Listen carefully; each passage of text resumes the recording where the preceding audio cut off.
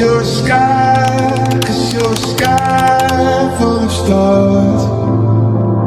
Rafting di Pekalan punya tantangan unik karena jeramnya lebih panjang dan lebih cepat. Jadi teknik mendayung harus lebih kompak. Pertama, pastikan posisi duduk stabil.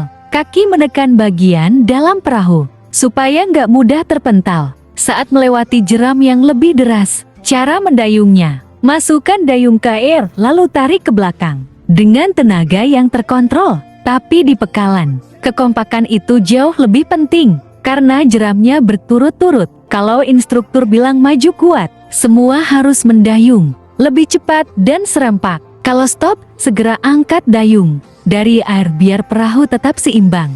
Saat melewati jeram besar, jangan panik. Pegang dayung dengan mantap, condong sedikit ke depan, dan tetap ikuti ritme tim.